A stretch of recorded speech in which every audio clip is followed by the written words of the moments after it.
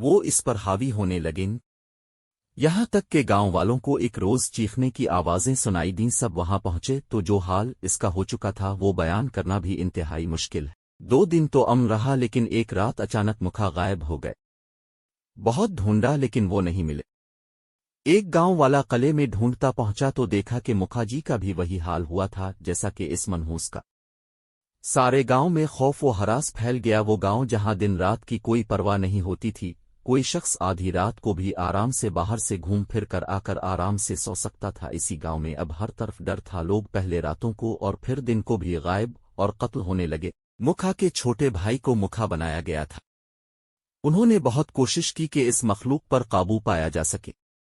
بہت سے عامل پیر بلائے گئے لیکن کوئی بھی ایک دن سے زیادہ نہیں ٹک پایا۔ پھر انہوں نے فیصلہ کیا کہ گاؤں کو خالی کر دیا جائے اور وہ خود کسی ایسے شخص کی تلاش میں نکل پڑے کہ جو اس پاک ذات کے کلام کے ذریعے اس مخلوق کو بھگا سکے۔ دعویٰ دار تو بہت ملتے ہیں لیکن ان میں سے بہت کو تو وضو کا طریقہ بھی نہیں آتا۔ بہت مشکل سے ہم نے گاؤں کو چھوڑا تھا۔ اس کے بعد جو بھی داخل ہوتا ہے یا ہونے کی کوشش کرتا ہے وہ مار دیا جاتا ہے۔ ابھی دوپہر میں ہی کسی کالج کا پرنسپل ماری گئی، اس کی گاڑی کھائی سے جا گری۔ اس آدمی نے سارا قصہ شان کو سنایا۔ پتہ نہیں میری بچی کس حال میں ہوگی، مجھے اس کے پاس جانا چاہیے۔ شان بے چین ہو گیا، سوچنا بھی مت، ایک بار وہاں چلے گئے تو زندہ نہیں لوٹو گے۔ اس آدمی نے شان کو دھمکایا، تو کیا کروں، اپنی بچی کی موت کا انتظار۔ پتہ نہیں وہ کیا سوچ رہی ہوگی، کہتی ہوگی بابا آئیں گے، میں نہ جا کر اس کی امید پر پانی پھیر دوں۔ شان پاگل ہو رہا تھا، میں آپ کو روک نہیں رہا ہوں، انتظام کے ساتھ جائیں۔ یہ مکھا جی کا نمبر ہے، ان سے رابطہ کریں، شاید کوئی مدد مل جائے۔ اس آدمی نے اپنا موبائل شان کو دیا۔ شان صاحب کچھ پتہ چلا؟ عافیہ نے شان کو کال کی، اس نے سب کچھ عافیہ کو بتا دیا۔ وہ سر پکڑ کر بیٹھ گئی۔ عافیہ آپ کے ذمہ میں ایک بہت اہم کام لگانے جا رہا ہوں، آخر ہماری طرح باقی بچیوں کے ماں باپ بھی پریشان ہوں گے کہ ابھی تک بچے آئے کیوں نہیں۔ آپ کسی طرح یہ سنبھال لیں، ابھی کسی کو کچھ بتانے کی ضرورت نہیں ہے کیونکہ کہہ نہیں سکتے کہ سب صحیح سلامت ہوں گے۔ ہم حور کو لے کر بھی مطمئن نہیں ہو سکتے کہ وہ زندہ ہے یا نہیں۔ شان کی آواز لرز اٹھی، عافیہ بیٹھ کر رونے لگی۔ پھر شان کی دی ذمہ داری یاد آنے لگی تو فوراً اٹھ کھڑی ہوئی۔ پرنسپل چونکہ اب نہیں رہی تو مجھے میم مقدس کو کال کرنی چاہیے، انہوں نے سوچا اور نمبر ڈائل کیا۔ 2-3 ٹرائے کے بعد کال اٹے گئی۔ ہیلو جی السلام علیکم، میں حور کی امی بات کر رہی ہوں۔ وعلیکم السلام جی بولیں، حور ٹرپ پر گئی، دیکھیں میں نے کالج چھوڑ دیا ہے، اب برا مہربانی پرنسپل سے رابطہ کریں۔ پرنسپل نہیں رہی، ان کے ساتھ ایک حادثہ پیش آیا ہے۔ کیا عافیہ نے سب کچھ میم مقدس کو بتا دیا؟ اچھا، اسی لیے وہ شخص اتنی تفصیل سے سب پوچھ رہا تھا۔ اب کیا ہوگا؟ میں تو نہیں جانتی کہ کون کون سی بچی گئی ہے، لیکن آپ کو تو معلوم ہوگا نا۔ ہمیں ان سب کے والدین کو تسلی دینی ہے کہ بس کی خرابی کی وجہ سے وہ تھوڑا لیٹ ہو گئے۔ عافیہ نے وضاحت کی، وہ کہ اب اسکول پہنچی، میں بھی آ رہی ہوں۔ مقدس کہاں جا رہی ہو بیٹا؟ امی بہت ضروری کام ہے بیٹا، وہ لوگ آ رہے ہوں گے۔ امی کھانا تیار ہو چکا ہے، پڑوس سے کسی کو بلا لیں، بہت زیادہ ضروری کام ہے بیٹا۔ ابھی کچھ دیر پہلے تو کہہ رہی تھی کہ اب سے کالج نہیں جائے گی۔ امی اس وقت انا سے زیادہ ضروری کام سر انجام دینا ہے۔ میم مقدس نے آفس پہنچ کر اتھارٹیز کو کال کی اور پرنسپل کی موت کے بارے میں بتایا اور باقی حالات سے بھی آگاہ کیا، اور پھر طالبات کے گھر والوں کو تسلی کے لیے کالز شروع کی۔ بظاہر تو عافیہ ان کے ساتھ کام کر رہی تھی لیکن ان کے دل میں طرح طرح کے خیالات آ رہے تھے۔ حور باہر اندھیرا ہو رہا ہے اور سر وسیم ابھی تک نہیں آئے۔ رامین نے کہا ہو سکتا ہے وہ کہیں آگے مدد لانے گئے ہوں۔ حور نے آنسوؤں سے چمکتی ہوئی آنکھوں سے جواب دیا، میم بھوک لگ رہی ہے۔ بہت ساری سٹوڈنٹس بار بار کچھ کھانے کا مطالبہ کر رہی تھی۔ جیسے جیسے وقت گزرتا جا رہا تھا ویسے ویسے طالبات کو سمجھانا میم سونی اور نورین کے لیے مشکل ہوتا جا رہا تھا۔ کچھ لڑکیوں کو انجیکشن کا اثر ختم ہو رہا تھا تو ان کو لگی چوٹوں کا درد بڑھتا جا رہا تھا اور وہ درد سے کرا رہی تھی۔ میم سر وسیم، شائستہ اور سمیہ کہاں ہیں سب؟ ڈرائیور انکل کو ہوش آیا نہیں؟ آپ کہہ رہی تھی کہ وہ بے ہوش ہو چکے ہیں۔ ابھی تک کیوں نہیں آئے وہ؟ سوالات کا سلسلہ بڑھتا ہی جا رہا تھا اور شاید ان سوالات کے جواب دینا میم سونی اور نورین کے بس سے باہر ہو چکے تھے۔ انہوں نے بچوں کو خوف سے دور رکھنے کے لیے ڈرائیور کی لاش پر چادر ڈال کر گاڑی میں رکھی تھی کہ یہ بے ہوش ہے۔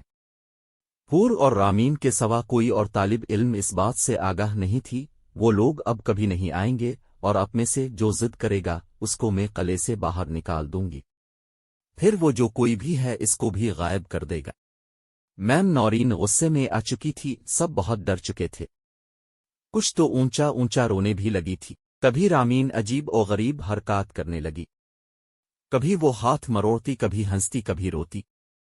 اس کی آنکھوں کی پتلیاں اوپر کی جانب مڑ گئی۔ تمہیں کیا ہو گیا ہے رامین؟ حور نے کہا۔ رامین نے حور کی طرف دیکھا تو اس کی چیخ نکل گئی اور سب رامین سے دور ہو کر بیٹھ گئے۔ اچانک گاڑیوں کی آواز آنے لگی اور سب میں ایک امید جاگ گئی۔ حور، یہ تو بابا کی آواز ہے۔ رامین بے ہوش ہو چکی تھی۔ مسٹر شان مکھا اور دو کوئی اور آدمی تھے اور ایک نورانی سی شکل والا انسان۔ حور اپنے بابا سے لپٹ کر پھوٹ پھوٹ کر رونے لگی۔ اب ان شیطانی طاقتوں کا کام تمام۔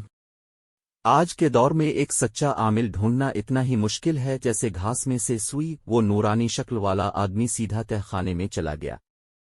اس کے ہاتھ میں قرآن پاک تھا۔ وہاں بیٹھ کر اس نے تلاوت شروع کی۔ چند مخصوص آیات کا ورد شروع کیا تو پورا قلعہ عجیب و غریب آوازوں سے گونج اٹھا اور یک دم خاموشی ہو گئی۔ اب آپ کا گاؤں ان شیطانی طاقتوں کے قبضے سے باہر ہے۔ اس نے اوپر آ کر کہا، اللہ نے انسان کو علم دیا ہے، عقل دی ہے، لیکن دنیاوی لالچ میں آ کر کبھی بھی اس علم کا غلط استعمال نہیں کرنا چاہیے۔ ہم مسلمان ہیں، لیکن افسوس کی بات ہی کہ ہم نے قرآن پاک کو گھروں کی زینت بنایا لیکن سینوں کی نہیں۔ یہ کہہ کر وہ بزرگ وہاں سے چلے گئے۔ کام کتنا تھوڑا سا تھا، بس ایک سچے انسان کو ڈھونڈنے میں اتنا وقت لگ گیا۔ ہم کیوں قرآن سے اتنا دور ہو گئے ہیں کہ قرآن پاک میں ہی موجود آیات پڑھوانے کے لیے ہم جگہ جگہ لوگوں کے پاس بھٹکتے ہیں۔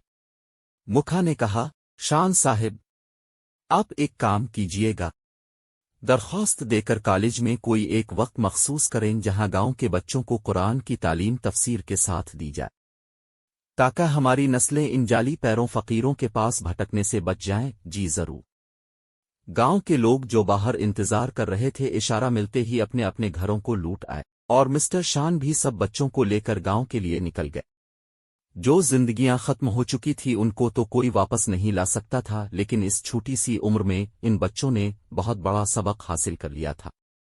بے شک دنیا کے ساتھ چلنے کے لیے دنیاوی تعلیم بھی بہت ضروری ہے، لیکن اس کے ساتھ ساتھ وہ کتاب جو انسان کے لیے مکمل ہدایت ہے، اس کی تعلیم بھی حاصل کی جائے، جو کہ ہم میں سے بہت سے لوگ اگنور کر رہے ہیں۔ جن گھروں میں لاشیں پہنچی وہاں صف ماتم بچ چکا تھا۔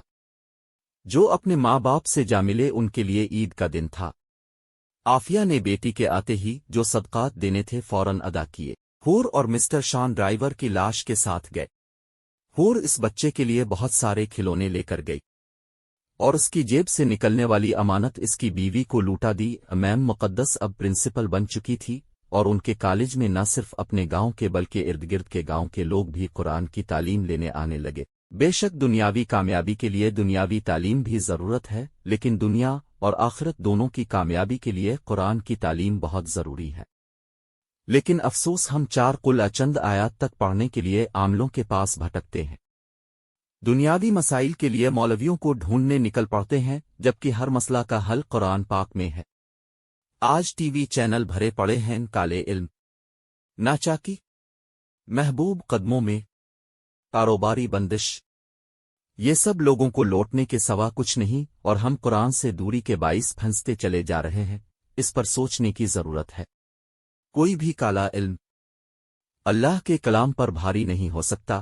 ختم۔